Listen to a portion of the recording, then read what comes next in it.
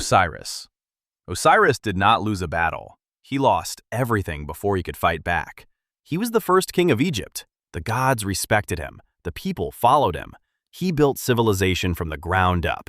Agriculture, law, order. He was not a god of war. He was a god of everything working correctly. Set killed him at a feast. Not in battle, at a feast. He built a coffin to Osiris's exact measurements, offered it as a gift, and when Osiris lay inside it, Set sealed it and threw it into the Nile. That was the first death. Isis found the body. She brought him back. Not fully, not permanently, just long enough to conceive Horus. Then Set found the body again. This time, he cut it into 14 pieces and scattered them across Egypt. Isis collected 13. The 14th, his genitals, had been eaten by a fish. She reconstructed what she could. She wrapped him. She buried him. Osiris became the god of the dead, not because he chose it, because there was nothing left of the living world for him to return to. He rules the underworld because the upper world was taken from him twice and he could not get it back. That is the mechanism. He did not fall. He was dismantled. Set. Osiris. Osiris did not lose a battle. He lost everything before he could fight back. He was the first king of Egypt. The gods respected him. The people followed him. He built civilization from the ground up. Agriculture, law, order. He was not a god of war. He was a god of everything working correctly. Set killed him at a feast. Not in battle, at a feast. He built a coffin to Osiris's exact measurements, offered it as a gift, and when Osiris lay inside it, Set sealed it and threw it into the Nile. That was the first death. Isis found the body. She brought him back.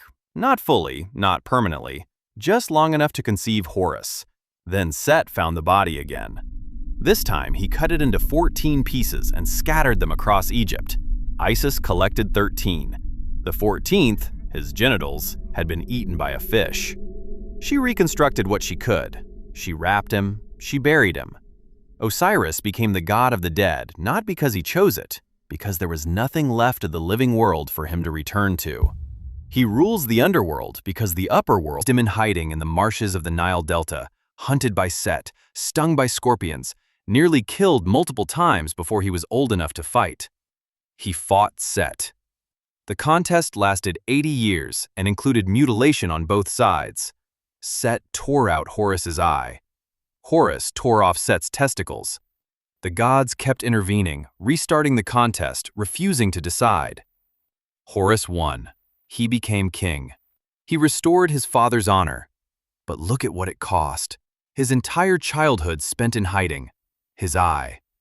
80 years of his existence consumed by a single conflict he inherited. He did not build a kingdom. He reclaimed one. He did not choose a destiny. He was born into an obligation.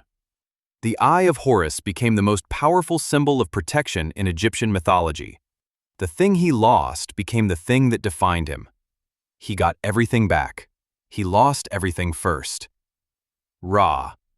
Ra was the first, the original, the sun itself. In the beginning, Ra ruled directly. He walked among humans as a king. The gods were his children. The world was his creation. There was no higher authority. Then he grew old. Humans began to mock him. They whispered that he was weak, that his bones were silver, his flesh was gold, his hair was lapis lazuli, beautiful but ancient, fragile. Ra heard the whispers. He sent Sekhmet to punish humanity and could not stop her. He had to trick her with red-dyed beer to save the human race from his own instrument of justice. He retreated to the sky, then further, to the back of Nut, the sky goddess, traveling across her body each day, swallowed each night, reborn each dawn. Every night, Ra died. Every night, Apophis attacked the solar bark and tried to swallow him permanently. Every night, Set fought Apophis off. Every morning, Ra was reborn, diminished, dependent on the gods he once ruled absolutely. He never stopped being the sun. He stopped being the king. Nephthys. Nephthys is the god nobody talks about. She was married to Set. She was the sister of Isis and Osiris. She was a goddess of the dead, of transitions, of the space between things. When Set killed Osiris, Nephthys faced an impossible position. Her husband had murdered her brother. She chose Isis. She abandoned Set and helped her sister collect the pieces of Osiris's body. She mourned him with Isis. Some versions say Horus, or Anubis, was her son, conceived with Osiris. She lost her marriage. She lost her place in the Pantheon's order. She became permanently associated with death and mourning, not as a ruler of the dead, but as the one who weeps at the threshold. In Egyptian funerary art, Isis and Nephthys appear at the head and foot of every coffin, always together, always mourning. Nephthys did not lose power. She lost the life she had before the war between her husband and her family began. She chose the right side and paid the full price for it. Sekhmet. Sekhmet was created to be a weapon. Ra sent her to punish humanity for their mockery. She was the eye of Ra, his instrument of divine retribution. She went to Egypt and began killing. She was efficient. She was unstoppable. And then she went too far. She tasted blood and could not stop. She was going to kill every human alive. Ra changed his mind. He wanted to punish them, not destroy them. But Sekhmet would not listen. Ra could not control what he had created. He had 7,000 jars of beer dyed red with pomegranate. He flooded the fields with it before dawn. Sekhmet saw what she thought was a sea of blood and drank until she could not stand. She forgot what she was doing. The killing stopped. When she woke up, she was Hathor, goddess of love, music, joy. The Egyptians understood Sekhmet and Hathor as two faces of the same being. Sekhmet lost herself. The most destructive force in Egyptian mythology was neutralized, not by a greater power, but by her own appetite. She was tricked out of her own identity. What replaced her was her opposite. She did not die. She was dissolved. Thoth.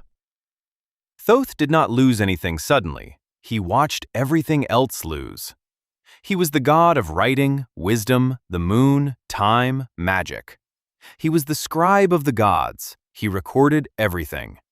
He mediated the conflict between Horus and Set. He healed Horus's eye. He gave Isis the words she needed to resurrect Osiris.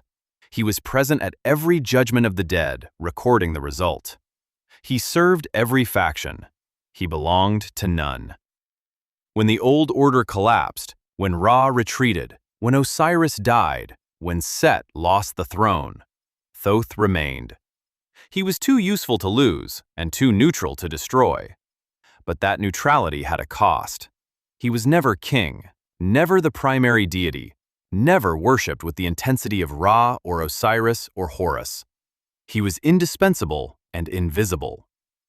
Thoth lost relevance the way a language loses speakers, slowly, completely, without a single moment you can point to. He outlived the gods he served. That is its own kind of loss. Anubis. Anubis was supposed to be king of the dead. Then Osiris died. He was the original god of death and embalming, the jackal who guided souls, who weighed the heart against the feather of Ma'at. He was there first. He built the system. When Osiris was murdered and resurrected and made ruler of the underworld, Anubis was displaced. Not destroyed, displaced. He became subordinate. He went from ruling the dead to serving the dead's king. Different versions of the myth handle his origins differently. Some say he was the son of Set and Nephthys. Others say Ra. Others say Osiris himself. He was born illegitimate in most versions, raised in secret. Found his purpose in death because there was no clear place for him among the living gods. He built the most precise system of judgment in ancient mythology, the weighing of the heart, and handed it to someone else to preside over. Anubis lost his throne before he ever sat on it. He never complained. He kept working. That is what the Egyptians understood about Anubis. He did not need recognition to do what